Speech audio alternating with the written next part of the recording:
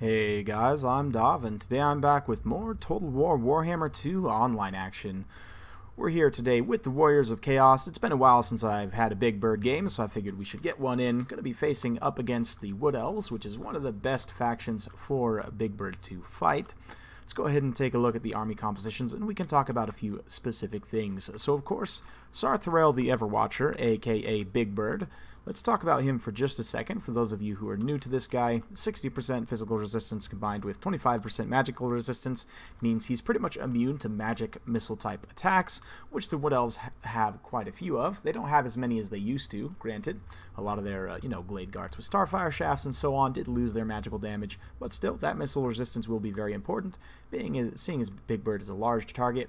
He's also a pretty decent combatant with 60 melee attack, 40 melee defense, magical damage, not great armor piercing, but decent at 140, 300 base weapon strength, only 30 armor, so he is pretty squishy, but he's also unbreakable, being a demon, and he has access to Lore of Metal, which is not the best lore of magic, but it has some useful spells. Searing Doom is good against low armor infantry. Of course, the Wood Elves will have plenty of those.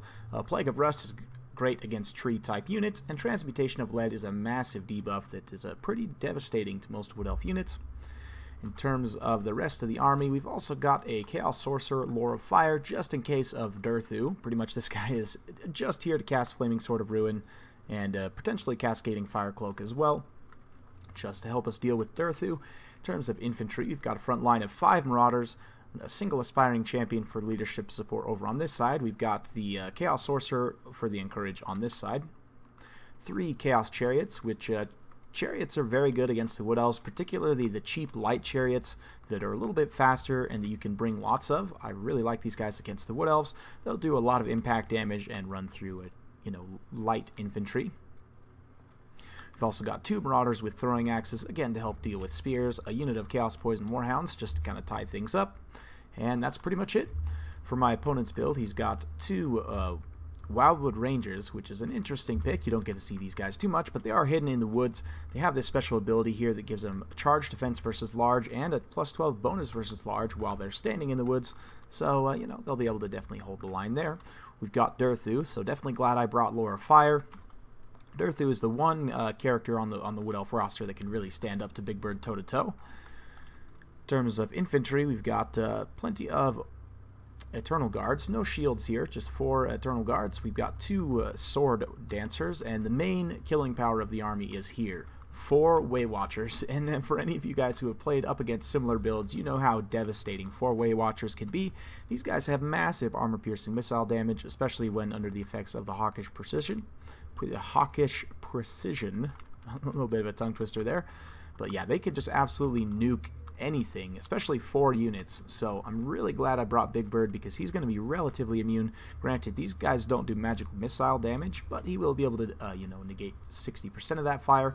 It is worth noting that the Prey of Anathrema does give minus 22% missile resistance, so using that on Big Bird and then using the Way Watchers can still get a lot of work done. It's not super efficient though, because the Way Watchers do have low model count and relatively limited ammunition, where I unfortunately did not spot these Wildwood Rangers in time. They did countercharge, so they lost their charge defense, but I actually didn't even have a charge order on them, so I'm going to immediately pull away and dispatch some of these Forsaken to help deal with them. We're just pushing up all across the line here with the infantry forces, trying to get engaged as quickly as possible, bringing the Chariots over into this side, tying up these Wildwood Rangers just for a moment, and then we're going to run through. And my goal with the Chariots and with the Marauder Horsemen and the Hounds and everything is just to compromise this position as quickly as possible and get on these Way Watchers and just shut them down, without them doing too much damage, because you can see, even with the 60% missile resistance, they're already doing quite a bit of damage to Big Bird here. He is taking a pretty severe beating despite everything, so granted, my opponent is wasting a lot of ammunition here shooting at Big Bird.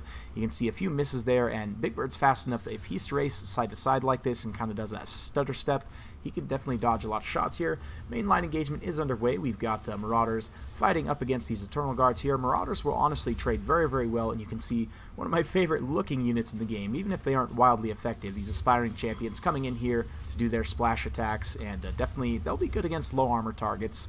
But you can see Big Bird coming in here, just bullying Durthu, actually knocking him over. Holy cow, I didn't even know Big Bird could do that. What a charge by Big Bird. we're going to drop that Flaming Sword of Ruin in this entire pocket, giving everyone here flaming damage, so any attacks that hit Durthu are going to do extra damage.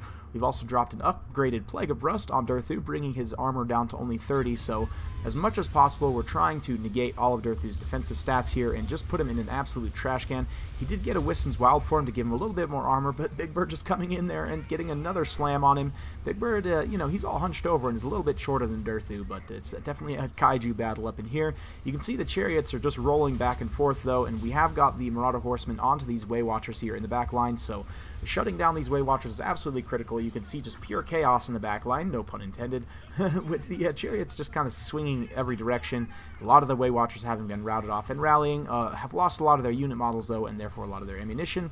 These Way Watchers, or excuse me, War Dancers, are also getting cut down by a combination of the Marauders and the Forsaken. With the Marauders taking the damage, the Forsaken can deal the damage, and, you know, Marauders will even be pretty decent against the relatively low armor of the Wood Elves. You can see the forces up on the hill collapsing as well as the Chariots kind of ride through here. And something I did want to point out is, watch what happens as these War Dancers get rode through here. You see that? That there is Khalid's staff. And I noticed this bug on not only War Dancers, but Witch Elves as well. When they get knocked around, they somehow magically have Khalid's staff, which is interesting, but I don't think that's intended. So I just thought I'd point that out quickly. You can see the Chariots are going to be rolling through this side of the battlefield, and we are pretty far ahead on the balance of power so far. You can see there's still quite a bit of time left in the battle, though. Big Bird just doing his best to run around the back line and terrify things away. These anti-large troops are going to be able to do some damage with him. You can see a few arrows landing on him as well, but we're going to be trying to push the Chariots over around the back side of the hill and get into these Way Watchers here. You can see them just pouring fire. They do have 360-degree shots, so, I mean, they can potentially do a lot of damage to these Chaos Chariots. So far, we've been able to push through, and just with the pure force and mobility here, and this is one of the nice things about Chaos, is they can bring a lot of relatively cheap mobile units. Not quite, you know, like the Greenskins, for example, but they can bring some relatively cheap mobile units. Forsaken are another really nice mobile unit. At 46 speed, they can run around the battlefield. These guys are absolute linebackers, and they have the speed to be able to chase down someone like Way Watchers. In the mainline engagement, you can see we've dropped another Plague of Rust on Durthu. Kind of scattering to the winds a little bit here, though, as we're trying to clean up as many engagements on the periphery as possible. You can see engaging these Marauders on Eternal Guard here. It's going to be a pretty cost-effective engagement from the Marauders, all things considered. You can see the Tree Elves here trying to get in there with their spears, but we're just using the Terror and, you know, the leadership damage of Sarthrel to try and rout off. We've got some War Dancers and some Eternal Guards here being routed off. There's also some Wildwood Rangers that have come back, cleaning up some Marauders here on the side. Wildwood Rangers are obviously a superior troop, although it's not super cost efficient for them to fight Marauders, because Marauders are not an armored unit, you know, and they'll actually be able to do some damage in return to the Wildwood Rangers, so it's pretty decent. Chaos Fire Sorcerer is relatively healthy as well, besides dropping that 2 Flaming Sword of Ruins, which is exactly what I brought him for. He hasn't done too much. We're going to be dropping a Searing Doom on here on this nice little pocket of Eternal Guards, just trying to bombard them out of existence. You can see we're doing some actually really nice damage there. That's one of the nice things about Searing Doom, is it's pretty good against low armor targets.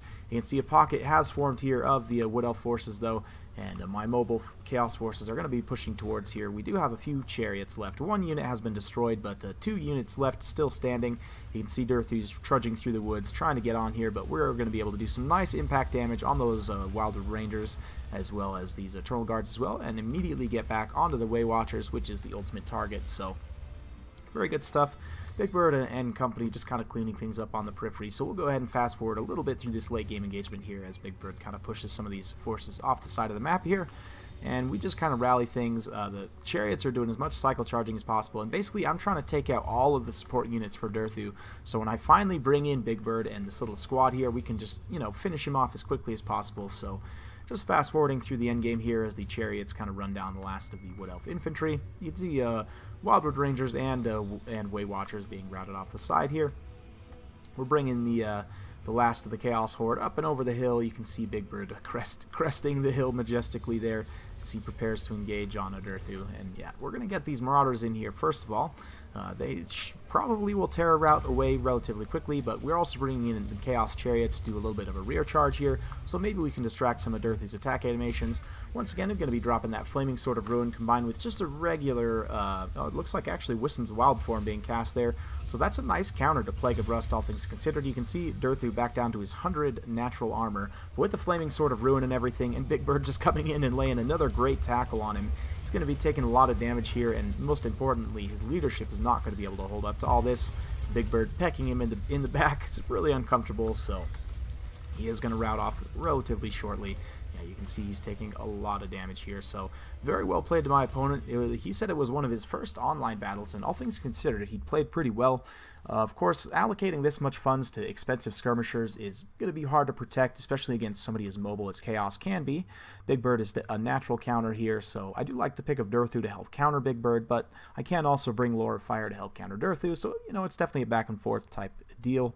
Aspiring Champions, I think, have a little bit of a niche here just to help the leadership support of Marauders. Helps them stay in the fight longer against the Wood Elf troops, and they can do some decent splash damage against the low armor Wood Elves as well. Let's see, Forsaken doing very well. The MVPs, though, were definitely the Surf the Ek boys here, the Chaos Chariots, running through those Way Watchers in the back line. You can see racked up quite a few kills and even some experienced chevrons in certain cases. Marauder Horsemen also helping in that aspect, although not getting quite as many kills. But very well played to my opponent. Hope you guys enjoyed watching. If you like this kind of content, like and subscribe. I'm keeping it coming with more Total War Warhammer 2 content every single day, so stay tuned for more, and we'll see you next time.